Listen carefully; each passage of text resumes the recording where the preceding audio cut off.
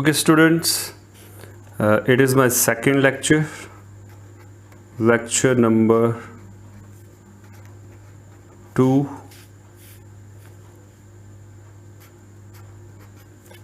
Related to standard costing.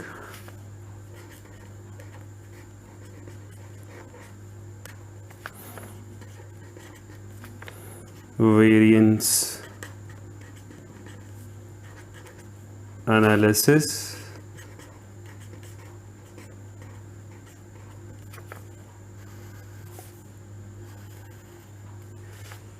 इसका जो first lecture है वो ऑलरेडी मैं डिलीवर कर चुका हूँ। उसमें हमने स्टैंडर्ड कॉस्टिंग का इंट्रोडक्शन पढ़ा था बड़ी डिटेल से, और उसमें हमने ये भी डिस्कस किया था कि जो स्टैंडर्ड कॉस्टिंग है वो मोस्टली मैन्युफैक्चरिंग जो बिज़नेसेस होते हैं उनके लिए ज़्यादा सूटेबल है और वही ज़्यादा इसको यूज़ करते हैं। तो आपको और हमें पता होना चाहिए कि जब भी हम बिज़नेस करते हैं तो बिज़नेस की डेफिनेशन में सबसे मेन चीज़ क्या आती है, any legal activity undertaken for the purpose of earning profit. ये हमारी बिज़नेस की डेफिनेशन है, और वो एक्टिविटी हम क्यों कर रहे हैं? फॉर अर्निंग प्रॉफिट, मतलब हमारा टारगेट प्रॉफिट है। तो जब हमारा टारगेट प्रॉफिट है तो हम प्रॉफिट से एनालिसिस करते हैं थोड़ा सा। कोई भी बिज़नेस है उसका टारगेट क्या है जी? प्रॉफिट। अब ये जो प्रॉफिट है ये हम कैसे कैलकुलेट करते हैं स्टूडेंट्स? आप लोग जानते हो बड़ी अच्छी तरह से कि हमारे पास 2 मेजर फैक्टर्स हैं, 2 हमारे पास चीज़ें हैं, लाइक हमारे पास सेल्स है, रेवेन्यूज़। इसमें से अगर हम कॉस्ट को लेस कर लें तो हमारे पास प्रॉफिट आएगा। सेल्स या रेवेन्यू में से कॉस्ट को जब हम लेस कर लेते हैं तो हमारे पास जो आंसर आएगा उसको हम क्या बोलते हैं? प्रॉफिट। अब हम चूँकि वेरिएंस एनालिसिस पढ़ रहे हैं तो हम प्रॉफिट को टारगेट कर रहे हैं, क्योंकि अगर सेल्स में कोई चेंजेस आती हैं उसका डायरेक्ट इफ़ेक्ट जो है वो प्रॉफिट तक जाता है। अगर कॉस्ट में कोई वेरिएंस आएगा तो डेफिनेटली उसका भी डायरेक्ट इफ़ेक्ट प्रॉफिट तक ही होगा। तो इसमें हमारे पास ये जो कॉस्ट एलिमेंट्स हैं, यानी कॉस्ट को मैं इन डिटेल अभी फ़िलहाल डिस्कस करने जा रहा हूँ। कितने कॉस्ट एलिमेंट्स हैं जी हमारे पास? कॉस्ट एलिमेंट्स, सब स्टूडेंट्स ही जानते हैं कि cost elements we have 3 cost elements, direct material, direct labour and manufacturing overhead. तो इसमें आज हम इनकी तीनों की बात करने जा रहे हैं इन डिटेल। आप देखें जी, हमारे पास नंबर 1 पे मैं यहाँ लिख रहा हूँ मटेरियल।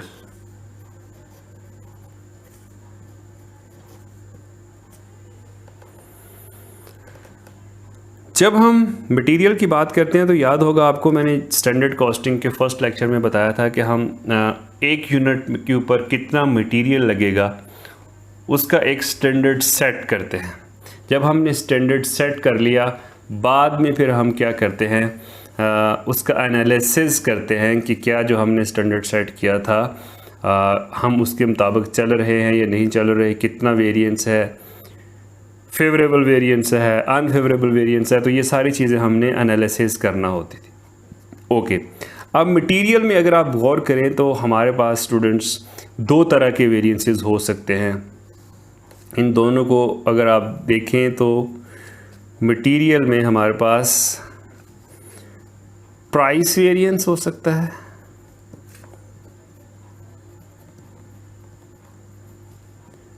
एंड सेकंड वन हमारे पास क्वांटिटी वेरिएंस हो सकता है। क्वांटिटी वेरिएंस को यूजेज वेरिएंस भी बोलते हैं। क्वांटिटी वेरिएंस, आपको याद होगा कि मैंने पर्पस ऑफ स्टैंडर्ड कॉस्टिंग में मैंने आपको बताया था कि what are the purpose of standard costing. उसमें एक ये भी था कि हम स्टैंडर्ड कॉस्टिंग इसलिए कर रहे होते हैं, स्टैंडर्ड्स इसलिए बना रहे होते हैं ताकि हम अपने एम्प्लॉयज़ को, अपने लोगों को वेरिएंस का रिस्पॉन्सिबल ठहरा सकें, वेरिएंस का रिस्पॉन्सिबल ठहरा सकें। अब ये जो प्राइस वेरिएंस आएगा मटेरियल के रिलेटेड, प्राइस वेरिएंस का मतलब ये है कि हमने जो स्टैंडर्ड सेट किया था, फॉर एग्जांपल हमने स्टैंडर्ड सेट किया था कि हमने कोई भी मटेरियल जो है वो 10 रुपीज़ 10 पर केजी के हिसाब से ख़रीदना है, ये हमारा स्टैंडर्ड था, ठीक है। लेकिन हमारे परचेज़ मैनेजर ने वो 12 पर केजी के हिसाब से परचेज़ किया है, तो इसके अंदर जो वेरिएंस आ रहा है उसका रिस्पॉन्सिबल कौन होगा? डेफिनेटली हमने प्रोडक्शन मैनेजर को तो ये नहीं पूछेंगे जी प्राइस वेरिएंस क्यों है, क्योंकि प्राइस वेरिएंस का कनेक्शन परचेज डिपार्टमेंट के साथ है, तो इसका रिस्पॉन्सिबल भी परचेज मैनेजर ही होगा। अगर कोई वेरिएंस आया तो हम परचेज मैनेजर को बुलाएंगे और उसको रिस्पॉन्सिबल ठहराएंगे। अगर तो उसकी परफॉर्मेंस अच्छी है तब भी हम उसको कहेंगे जी आपने परचेजिंग बहुत अच्छी की है, आपने पॉजिटिव वेरिएंस लेके आए हैं, और आपका वेरिएंस अगर अनफेवरेबल है तो भी हम उससे रीज़न पूछेंगे कि ये अनफेवरेबल वेरिएंस क्यों है। Purchase manager will be responsible for price variance. Purchase manager, you में से आप कह सकते हैं purchase department is responsible for price variance. क्यों? क्योंकि परचेजेस का जो हमारी प्राइस वेरिएंस आ रही है, परचेजेस का कनेक्शन परचेज डिपार्टमेंट के साथ है, परचेज मैनेजर के साथ है, ये रिस्पॉन्सिबल होगा।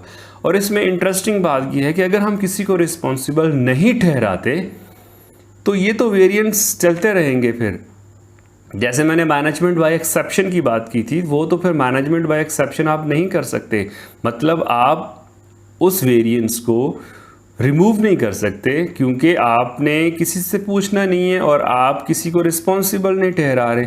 जब तक आप किसी को रिस्पॉन्सिबल नहीं बनाएंगे डेफिनेटली हमारा वेरिएंस का कोई फ़ायदा नहीं है, स्टैंडर्ड सेट करने का कोई फ़ायदा नहीं होगा। ओके जी।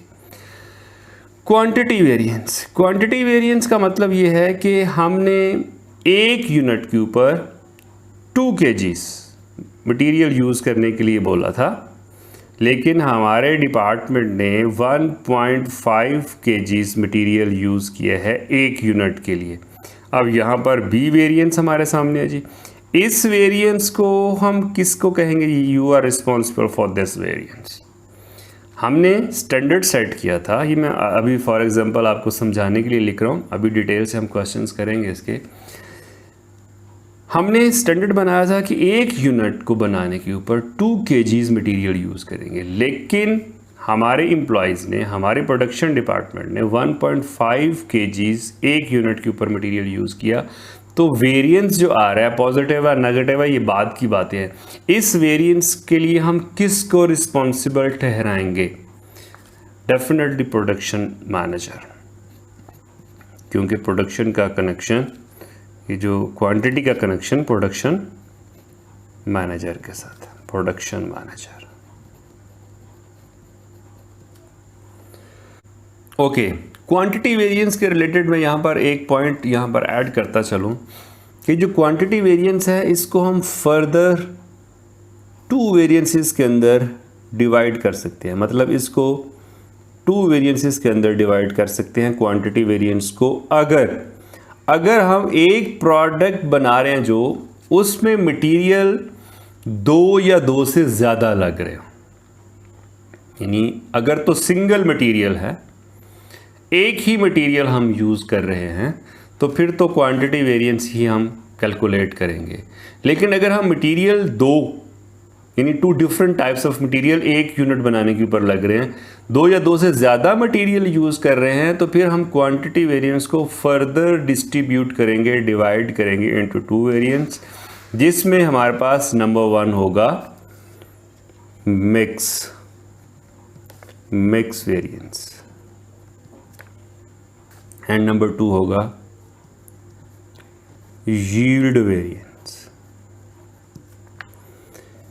मिक्स वेरिएंस और यील्ड वेरिएंस का क्या मतलब है? देखें जी, हमारे पास टू मटेरियल्स हैं, material A and material B.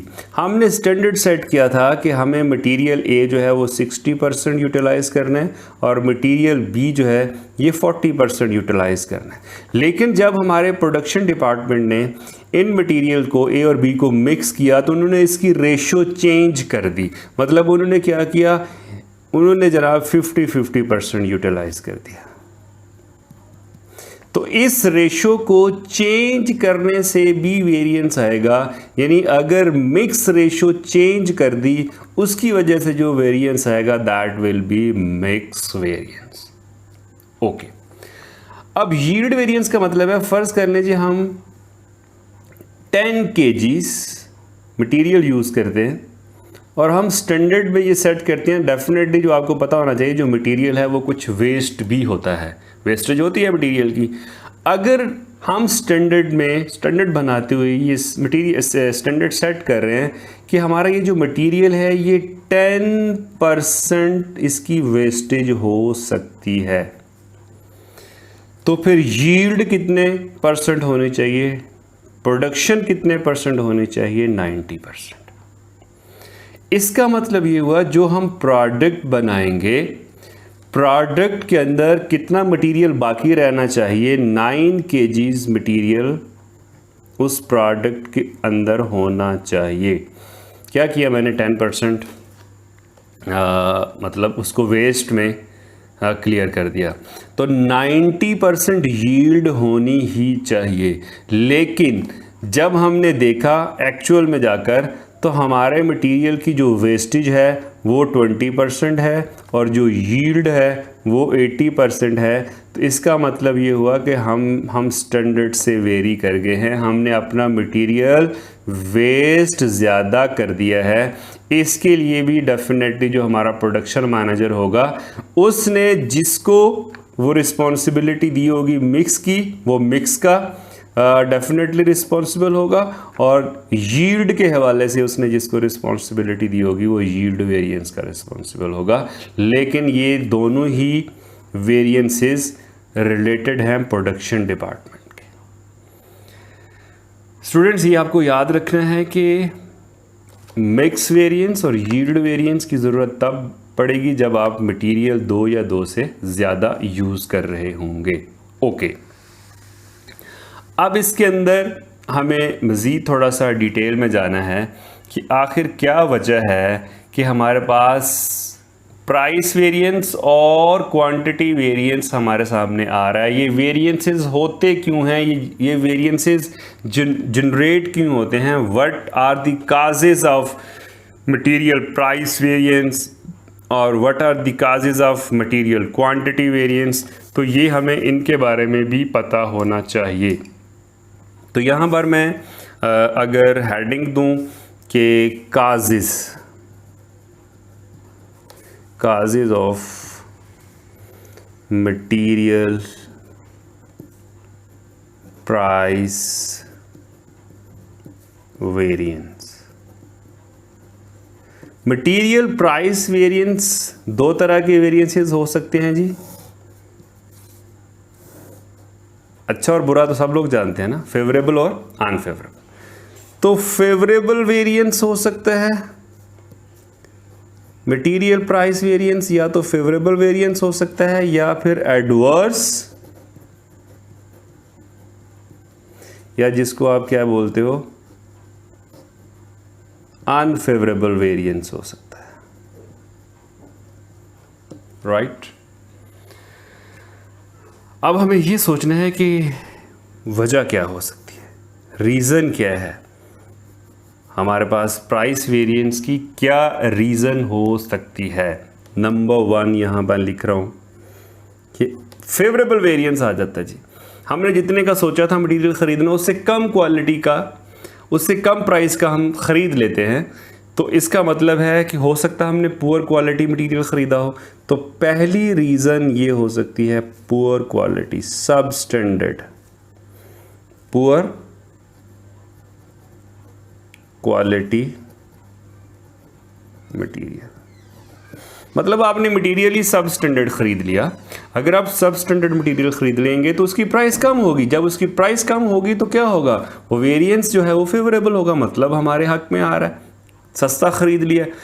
तो हमें क्वालिटी पर कंप्रोमाइज़ नहीं करना होता, ये मैं आपको पहले से बता दूं स्टूडेंट्स। जो आपने स्टैंडर्ड सेट किया है, स्टैंडर्ड में जो क्वालिटी आपने डिसाइड की है उस क्वालिटी पे कंप्रोमाइज़ नहीं करना होता। हमने सब स्टैंडर्ड मटेरियल नहीं ख़रीदना। अगर हम सब स्टैंडर्ड मटेरियल ख़रीद लेंगे तो क्या होगा, उसका नुकसान होगा, हमारी प्रोडक्ट में प्रॉब्लम आ जाएगी, हमारी प्रोडक्ट की क्वालिटी डाउन होगी। जब क्वालिटी डाउन होगी तो हमारा कस्टमर ख़राब होगा। हमें अपने कस्टमर को मेंटेन रखना होता है, और अगर हम अपने मटेरियल की क्वालिटी को पुअर कर देंगे, सब स्टैंडर्ड कर देंगे, तो हमारे लिए प्रॉब्लम होगी। लेकिन मैंने आपको वजह बता दी है कि favourable variance poor quality material ख़रीदने से भी आ सकता है, और अनफेवरेबल वेरिएंस हो सकता है फिर आपने हायर क्वालिटी मटेरियल यूज़ कर लिए जी।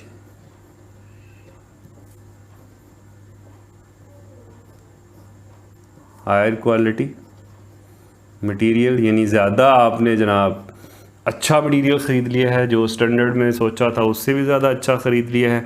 इसका मतलब है कि एडवर्स अनफेवरेबल वेरिएंस आएगा। यानी आपने अनफेवरेबल वेरिएंस का यहाँ मतलब है कि आपने ज़्यादा कॉस्टली मटेरियल ख़रीद लिया है। लेकिन अगर क्वालिटी ज़्यादा अच्छी होगी तो फिर कॉस्ट भी ज़्यादा ही होगी। लेकिन आपने क्वालिटी का ख्याल रख रहे हैं कि क्वालिटी वही वाली होनी चाहिए जो हमने स्टैंडर्ड्स के मुताबिक डिसाइड की थी कि ये वाली क्वालिटी का हमने मटेरियल ख़रीदना है। आपने खामखा ज़्यादा एक्स्ट्राऑर्डिनरी अच्छी क्वालिटी का मटेरियल नहीं ख़रीदना। तो इसलिए जो हमारा परचेज़ मैनेजर होगा उसको हम पूछेंगे, उससे क्वेश्चन रेज़ करेंगे कि आपने ये जो वेरिएंस आया है कौन सा मटेरियल आपने ख़रीद लिया, इसकी क्या वजूहात हैं। Second point, discounts given buying in bulk. Discounts given buying in bulk। आपका परचेज मैनेजर कहेगा कि मैंने मटेरियल ज़्यादा क्वांटिटी में ख़रीदा है, दैट्स वाई मुझे डिस्काउंट दी गई है।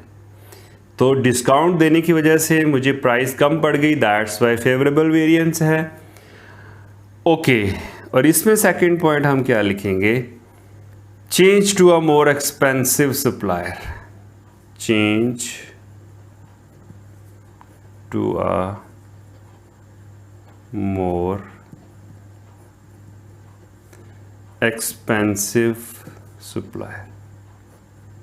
यानी आपका परचेज मैनेजर ये भी आपको आर्ग्यू कर सकता है, डिफेंड कर सकता है कि जो हमारे पास रूटीन में सप्लायर था उसके पास मटेरियल अवेलेबल नहीं था, तो मुझे जो हमारा एक्सपेंसिव सप्लायर है जो ज़्यादा कॉस्टली चीज़ें हमें देता है, हमें उसकी तरफ मूव करना पड़ा। ये भी इसकी एक रीज़न हो सकती है, लेकिन हमें उसको प्रॉपर इन्वेस्टिगेट ज़रूर करना होता है।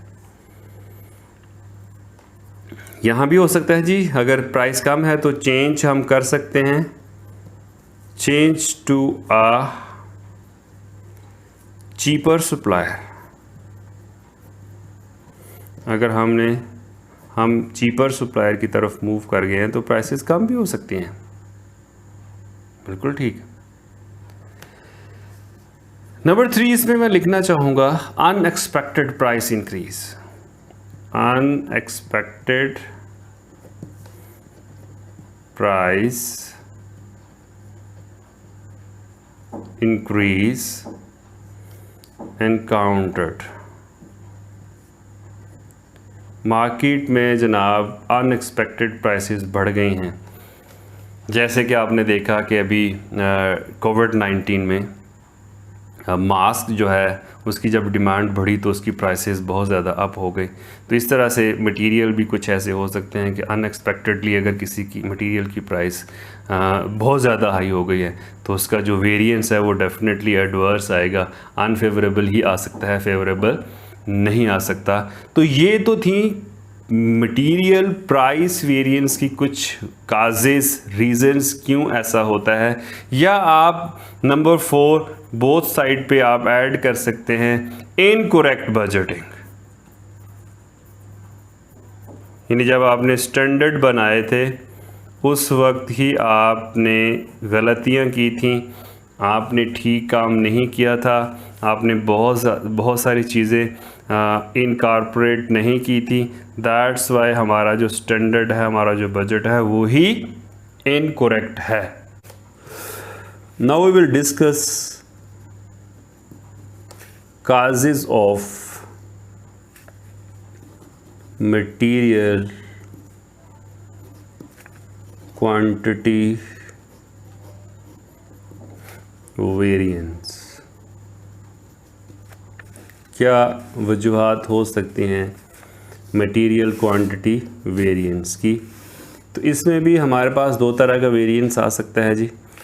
We have favourable variance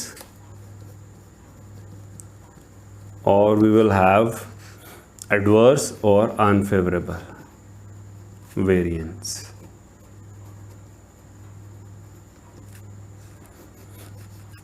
favourable variance कौन सी चीज़ों की वजह से हो सकता है जी?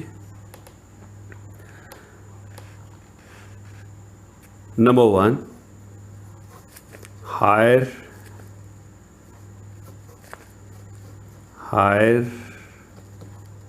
Quality material. अब आपको लिंक जोड़ना है कि आपको याद होगा कि हमारे पास जो मटेरियल प्राइस वेरिएंस है वो हायर क्वालिटी मटेरियल की वजह से आया था, अनफेवरेबल प्राइस वेरिएंस। लेकिन अगर आपने हायर क्वालिटी मटेरियल ख़रीद लिया तो वो जो क्वांटिटी वेरिएंस है वो फेवरेबल आ सकता है। क्यों? क्योंकि जितना अच्छा मटेरियल होगा उतना ही कम वेस्ट होगा। मटेरियल जितना अच्छा होगा उतना ही डेफिनेटली उसकी वेस्टेज कम होगी। ये बड़ी इंपॉर्टेंट बात है। तो हमें इसको समझना है कि अगर हायर क्वालिटी का आपने मटेरियल ख़रीद लिया है तो उसकी वेस्टेज कम होगी। जब वेस्टेज कम होगी तो क्वांटिटी वेरिएंस मतलब उसकी वेस्टेज भी कम होगी, तो फेवरेबल वेरिएंस होगा। इसी तरह ये इसके अपोजिट है, पुअर क्वालिटी।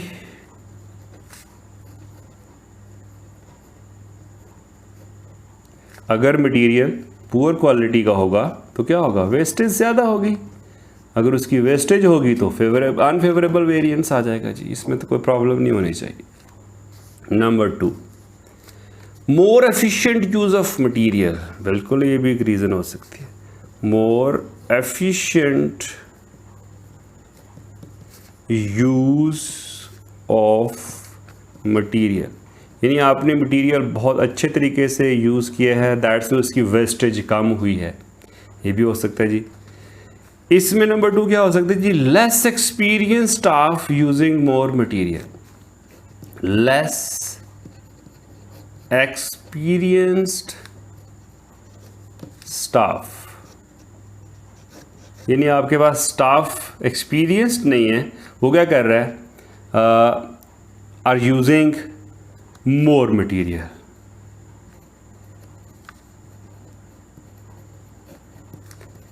अगर स्टाफ लेस एक्सपीरियंस्ड होगा तो वो मटेरियल ज़्यादा यूज़ करेगा, वेस्टेज ज़्यादा होगी, तो हमारा वेरिएंस जो है वो अनफेवरेबल की तरफ मूव हो जाएगा। थर्ड, इसकी क्या वजह हो सकती है जी? Change in product specification. Change in product specification.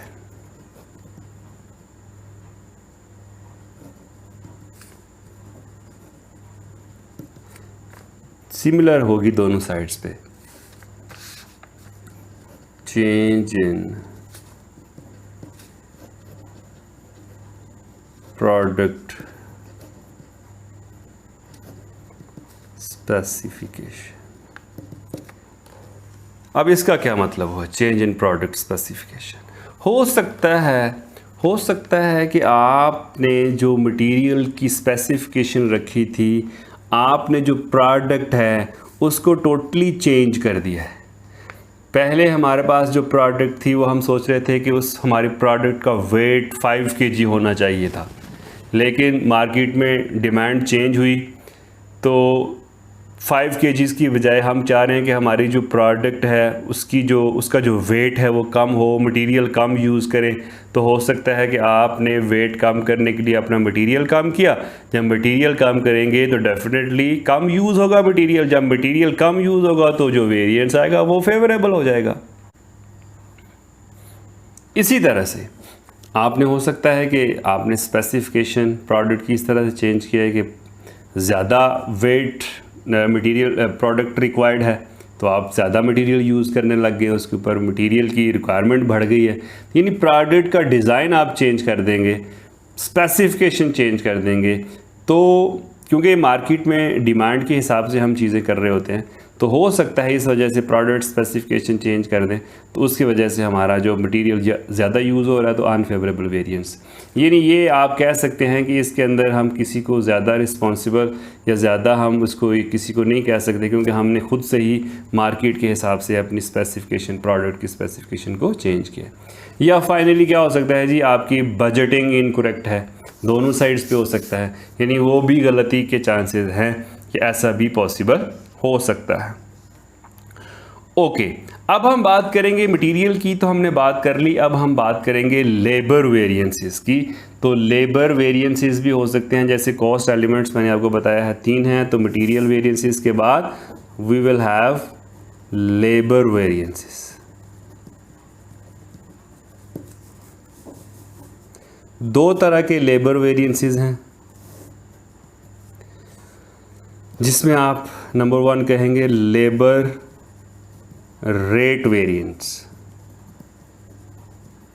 आपको याद होगा कि मटेरियल में हमने कहा था मटेरियल प्राइस वेरिएंस, लेकिन लेबर में हम चूंकि रेट पर रेट को हम तय कर रहे होते हैं, तो दैट्स वाई हम कह रहे हैं लेबर रेट वेरिएंस। अच्छा, मटेरियल में हमने बोला था कि मटेरियल क्वांटिटी वेरिएंस, लेकिन क्योंकि लेबर की हम क्वांटिटी को नहीं नोट कर रहे होते, हम एफिशिएंसी देख रहे होते हैं।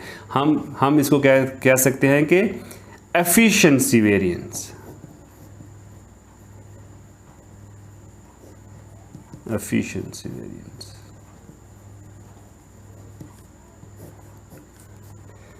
Labour rate variance and labour efficiency variance.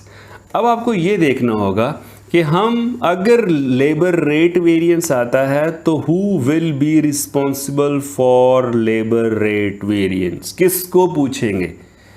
और अगर एफिशिएंसी वेरिएंस आता है तो यहाँ पर हम किसको कहेंगे जी, आप you are responsible for this variance, may be favourable variance और unfavourable variance, but we have to consider someone responsible for that. तो याद रखिए, लेबर रेट कौन तय करता है, हायरिंग फायरिंग कौन करता है, आपका HR डिपार्टमेंट। तो हम अपने HR डिपार्टमेंट को रिस्पॉन्सिबल ठहराएंगे इसके लिए।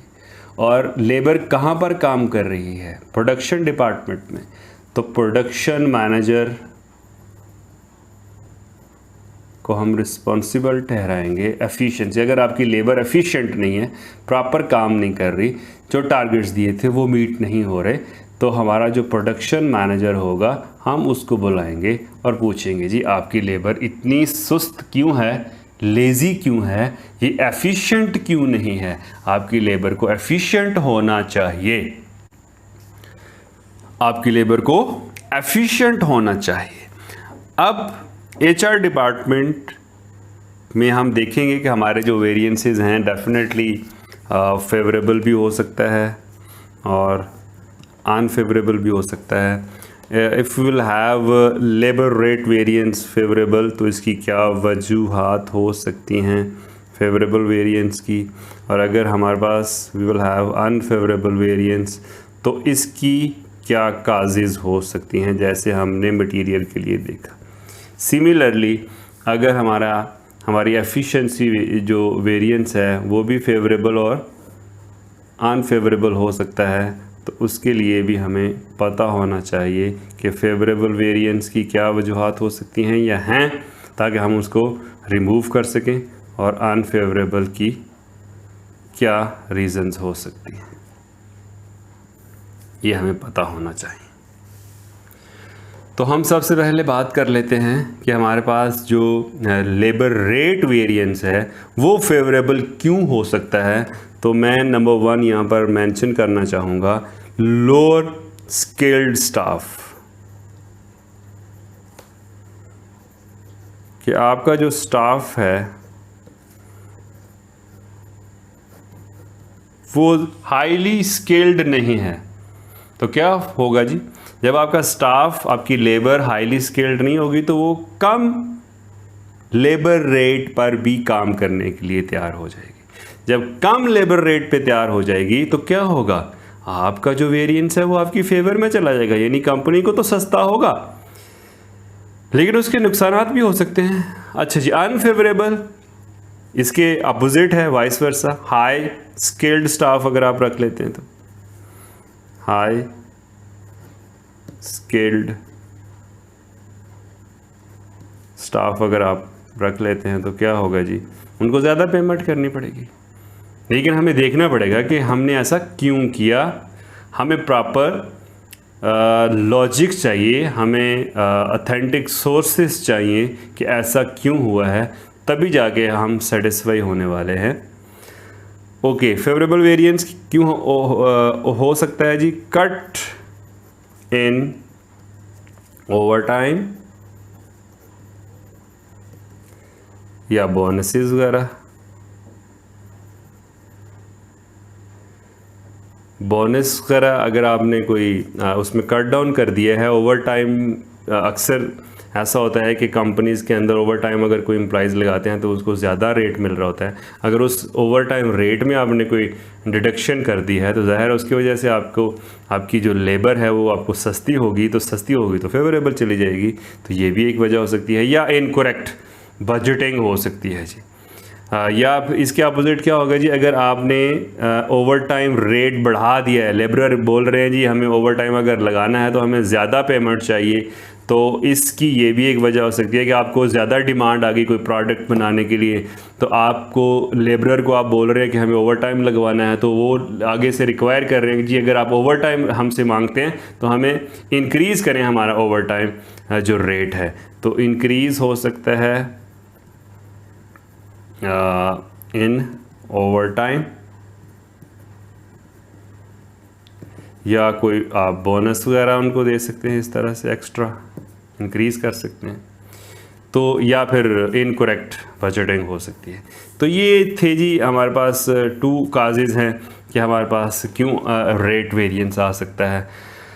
अच्छा जी, इसी तरह से हमारे पास प्रोडक्शन मैनेजर को हम रिस्पॉन्सिबल ठहरा रहे हैं एफिशिएंसी, यानी हमारी लेबर एफिशिएंट क्यों नहीं।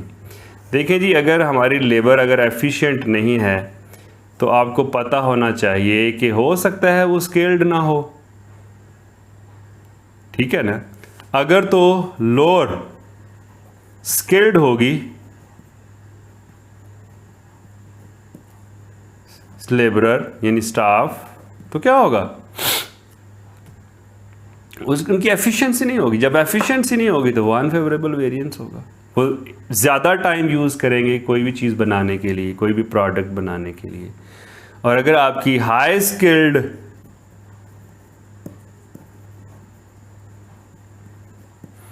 स्टाफ है तो ये आपकी फेवर में जा सकता है। इसके अलावा आपकी लेबर की एफिशिएंसी कैसे बढ़ सकती है। हो सकता है कि आपका जो स्टाफ है मोटिवेटेड स्टाफ है जी, आप उनकी मोटिवेशन करते रहते हैं। अगर मोटिवेटेड स्टाफ है तो 100% उनकी एफिशिएंसी बेहतर होगी। और अगर आपका स्टाफ क्या है, डीमोटिवेटेड है, तो फिर आप समझ लें कि उनकी एफिशिएंसी, डीमोटिवेटेड स्टाफ एफिशिएंसी भी कम होगी। तो ये कुछ पॉइंट्स हाईलाइट किए हैं मैंने कि जिनका आपको अंदाज़ा होना चाहिए कि ये जो हमारे वेरिएंसेस हैं ये क्यों रेज़ होते हैं, इसकी क्या वजूहात हो सकती हैं। और आपको यहाँ पर एक टेक्निकल पॉइंट बताता चलूँ कि अगर एफिशिएंसी वेरिएंस फेवरेबल हो रहा है हाई स्किल्ड स्टाफ से, तो रेट वेरिएंस अनफेवरेबल हो रहा है हाई स्किल्ड स्टाफ से। यानी हायर स्किल्ड स्टाफ जो है ये यहाँ पर आपको बड़ा ध्यान करके रखना पड़ता है कि स्टाफ भी स्किल्ड हो और उनका रेट भी रीज़नेबल हो। बीइंग अ एम्प्लॉयर आपको इस तरह से सोचना पड़ता है। अदरवाइज़ अगर यहाँ पर आपका हाई स्किल्ड स्टाफ की वजह से अनफेवरेबल वेरिएंस आ रहा है तो यहाँ पर वो आपको एफिशिएंट भी ज़्यादा नज़र आएगा, तो यहाँ पर वो आपको फेवरेबल। लेकिन हमें ये देखना होता है कि दोनों में फ़ायदा ज़्यादा किस में हो रहा है, तो हम उस तरफ मूव करने की बात करते हैं। तो ये बड़ी टेक्निकल चीज़ें होती हैं। जब आप इसमें इन्वॉल्व होते हैं तो फिर आपको अंदाज़ा होता है प्रैक्टिकली कि हमें दोनों वेरिएंसेस को किसकी तरफ ज़्यादा मूव करना चाहिए। इसमें ज़्यादा फ़ायदा है तो फिर इट्स ओके। अगर हमारे पास इसमें ज़्यादा नुकसान ज़्यादा हो रहा है तो फिर हम इसको रिजेक्ट करते हैं।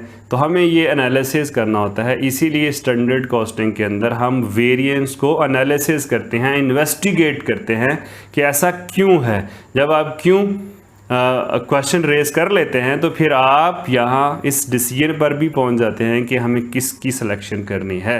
हायर स्किल्ड स्टाफ सेलेक्ट करना है, उसकी वजह से अनफेवरेबल जो वेरिएंस रेट का आ रहा है वो कम है, लेकिन हमारा जो फेवरेबल वेरिएंस आ रहा है वो ज़्यादा है, तो हम इसी तरफ मूव करेंगे क्योंकि हमारी फेवर में बात ज़्यादा हो रही है, हमारी फेवर में चीज़ें ज़्यादा जा रही हैं। ओके ऑलराइट स्टूडेंट्स, अब हम बात करेंगे मैन्युफैक्चरिंग ओवरहेड एक्सपेंसेस की।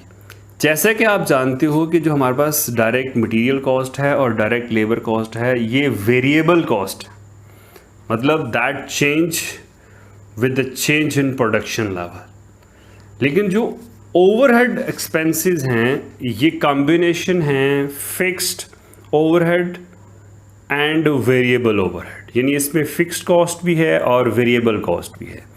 तो इसीलिए हमें यहाँ पर सेपरेटली लिखना पड़ेगा कि हमारे पास number 1 variable overhead and then we will write fixed overhead. Variable overhead में हमारे पास दो तरह के वेरिएंसेस होते हैं एंड इन फिक्स्ड ओवरहेड यहाँ पर भी हमारे पास दो तरह के वेरिएंसेस होते हैं। अब हमें देखना ये है कि जो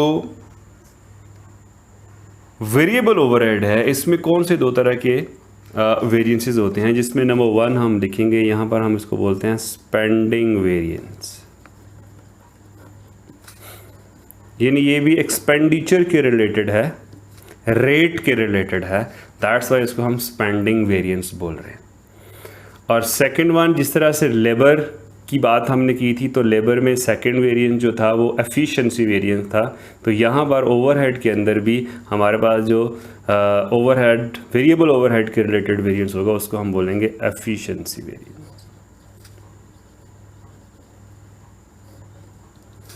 एफिशिएंसी वेरिएंस। इसी तरह से फिक्स्ड ओवरहेड के अंदर हमारे पास दो तरह के वेरिएंसेस होंगे, जिसमें नंबर 1 होगा spending variance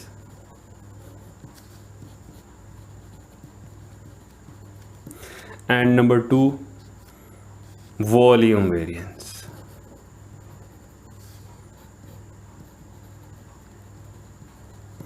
production volume variance भी आप इसको बोलते हैं या वॉल्यूम वेरिएंस भी बोलते हैं, क्योंकि ये प्रोडक्शन के रेलेवेंट है।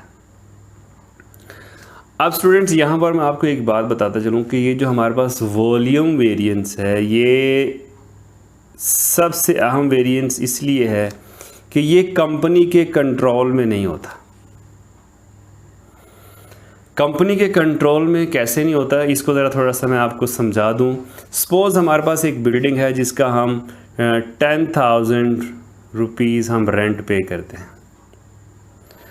और अगर हम 1000 प्रोडक्ट्स बनाएंगे तो पर यूनिट जो हमारा रेट होगा वो डेफिनेटली क्या होगा जी 10।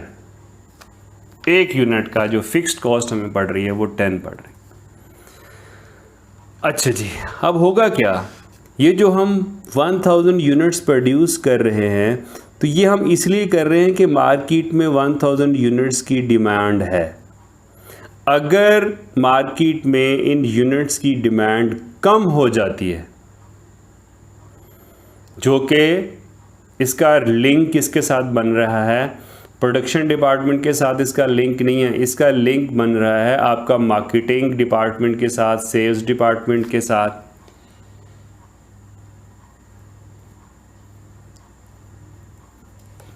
क्योंकि मार्केटिंग और सेल्स डिपार्टमेंट ने ही आपको बताना होता है, आपको टारगेट देना होता है कि आपने इतने यूनिट्स प्रोड्यूस करने हैं। ये कंपनी के हाथ में नहीं है। और जो मार्केटिंग डिपार्टमेंट है वो किसकी रिक्वायरमेंट का इंतज़ार कर रहा होता है, कस्टमर्स का।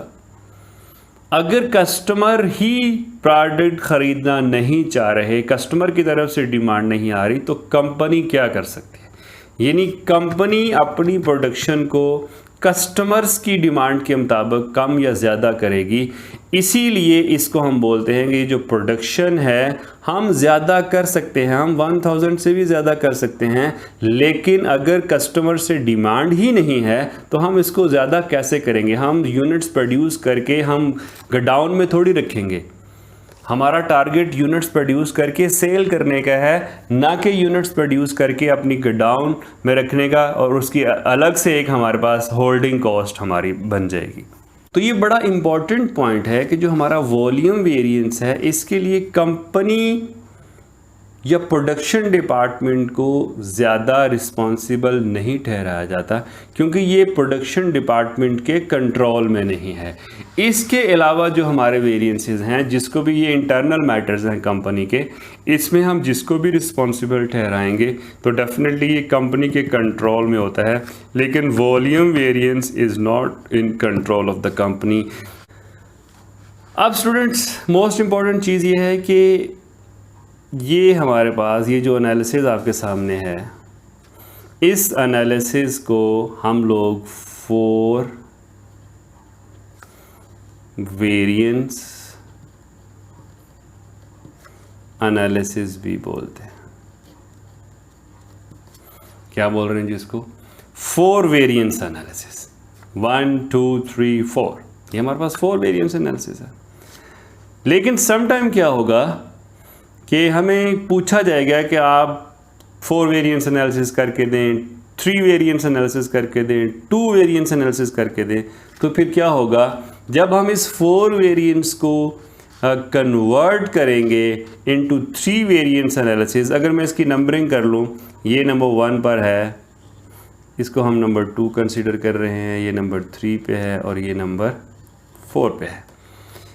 तो हमें क्या करना है, अगर हम इसको 3 वेरिएंट्स में कन्वर्ट करते हैं, suppose we have to convert 4 variance analysis into 3 variance analysis, तो आपको यहाँ पर मैं हिंट देता चलूँ, S E एंड V, 7 के स्पेलिंग आपको आते होंगे, SEVEN, लेकिन कंप्लीट नहीं लिखने, SEV स्टार्टिंग 3 आपने यहाँ पर लेटर्स लिखने हैं जी।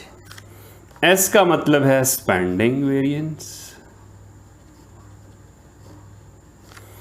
E का मतलब है एफिशिएंसी वेरिएंस, एंड V का मतलब है वॉल्यूम वेरिएंस। यहाँ अगर आप ऐड करना चाहें वेरिएंस तो लिख सकते हैं जी। यहाँ पर नोटिस करें कॉमन कौन से 2 वेरिएंसेस हैं, स्पेंडिंग। तो आप कह सकते हैं यहाँ पर आप 1 + 3 कर देंगे तो ये स्पेंडिंग वेरिएंस इकट्ठे हो जाएंगे।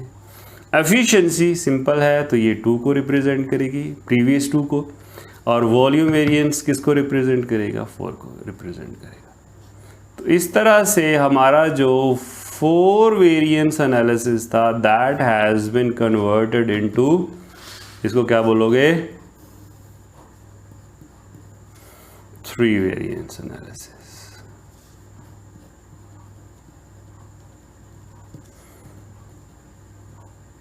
3 वेरिएंस एनालिसिस। तो 3 वेरिएंस एनालिसिस से पहले स्टूडेंट्स आपको 4 वेरिएंस एनालिसिस अच्छे से आना चाहिए, तभी आप उसको कन्वर्ट कर सकते हो। ओके, और अगर हम 3 वेरिएंस एनालिसिस को कन्वर्ट करना चाहें इनटू 2 वेरिएंस एनालिसिस, तो उसके लिए मैं यहाँ पर लिखता चलूँ 2 variance analysis. In 2 variance analysis we will have number 1 controllable variance,